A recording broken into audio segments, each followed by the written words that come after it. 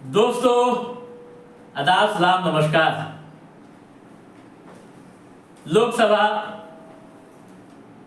चुनाव का दूसरा चरण आज समाप्त हो गया।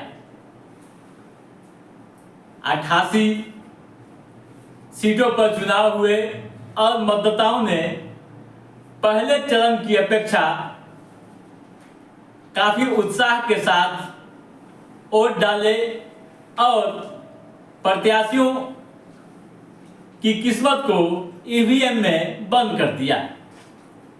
बिहार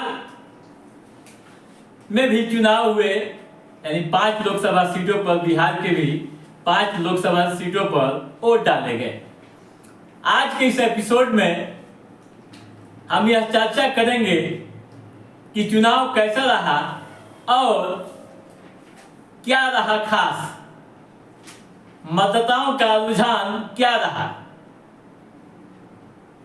इसी पर हम अपनी बात रखेंगे।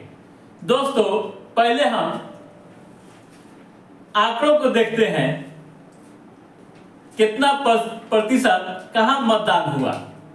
दोस्तों, सर्वाधिक वोटिंग जो हुई कटिहार में हुई। 64.6% मतदाताओं ने वोट डाले। उसके बाद किशनगंज में भी 64% वोटिंग हुई।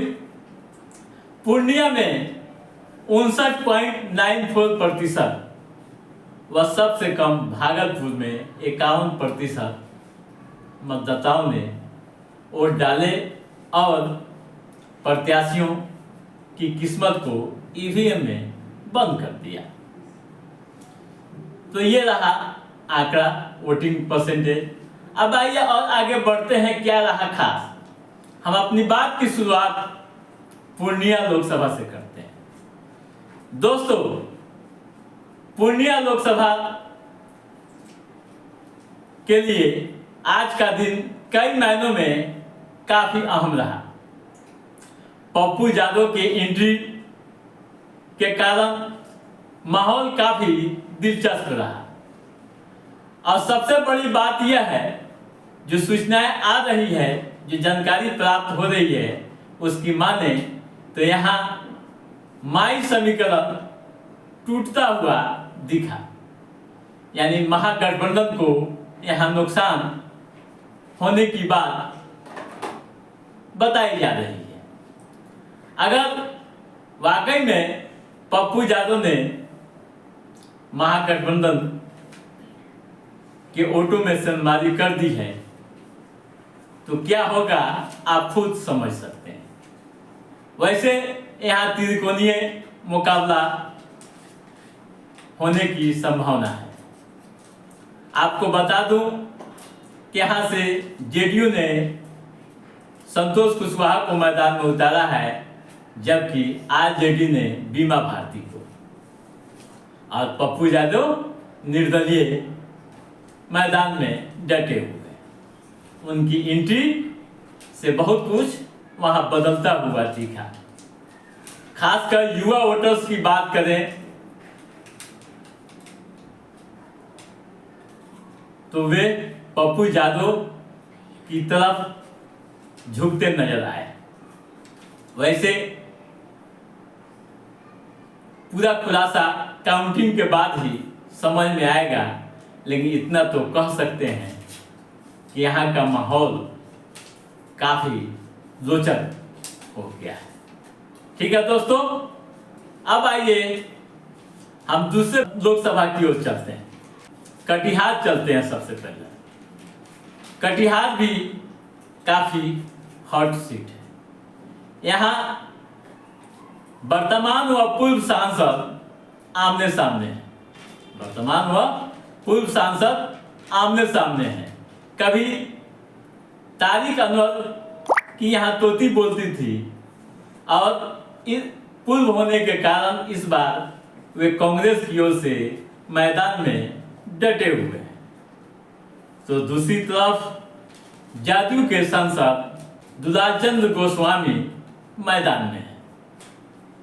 यहाँ सर्वाधिक मतदान हुए हैं, यानी कटिहार में। यहाँ समीकरण का वोट यू कहे जिसका जो समीकरण था अपना वोट किया, यानी महागठबंधन के राजद के जो समीकरण थे वो राजद में गए, या फिर इंडिया गठबंधन के जो परंपरागत वोट थे वे गए। उसी तरह एनडीए के भी जो वोटर्स हैं, जदयू के वोटर्स हैं, वे वोट करते नजर आए, यानी दुलाल चंद गोस्वामी के पक्ष में मतदान करते दिखे। कड़ाके की धूप में भी यहाँ बड़ी बड़ी लाइनें लगी हुई थी। दोस्तों, इतना तो तय है कि जीत हार तो होती ही है, लेकिन यहाँ का भी माहौल काफ़ी दिलचस्प नजर आया। दोनों कैंडिडेट संतुष्ट दिखे और अपने अपने जीत के दावे करते रहे। वैसे ईवीएम खुलने के बाद सब कुछ सामने आ जाएगा। ठीक है दोस्तों, उसके बाद हम बात करते हैं किशनगंज लोकसभा क्षेत्र के। दोस्तों, किशनगंज का एक अलग अपना इतिहास रहा है।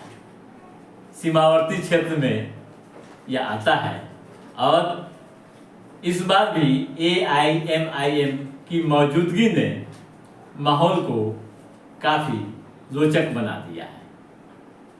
पूर्व के चुनाव में भी AIMIM काफ़ी मजबूती के साथ मैदान में नजर आई थी। दोस्तों, यहाँ त्रिकोणीय लड़ाई होने की संभावना है, या यूं कहें कि तीनों उम्मीदवारों के बीच कांटे की टक्कर है। ठीक है दोस्तों, अगली सीट है भागलपुर की। भागलपुर का वोटिंग परसेंटेज काफी कम रहा। यहाँ मात्र 51% ही वोट पड़े, लेकिन यहाँ भी मुकाबला काफी दिलचस्प है और एनडीए व महागठबंधन के बीच कड़ा मुकाबला देखने को मिल रहा है। दोस्तों, जो जानकार बता रहे हैं विश्लेषण करके, स्थानीय जो विश्लेषक है उनकी माने तो ये जान लीजिए कि काफी कम अंतर से इस बार जीत व हार का फैसला होगा। तो दोस्तों, आज के इस एपिसोड में बस इतना ही। हमारा ये एपिसोड कैसा लगा आप लाइक और कमेंट करके हमें जरूर बताइएगा। यदि आपने हमारे चैनल को सब्सक्राइब नहीं किया है तो सब्सक्राइब भी कीजिएगा, ताकि पॉलिटिकल गतिविधियों से संबंधित जो भी अप टू डेट है उसे हम समय समय पर आपके बीच पहुंचाते रहेंगे। तब तक आप अपने दोस्त को दीजिए इजाजत।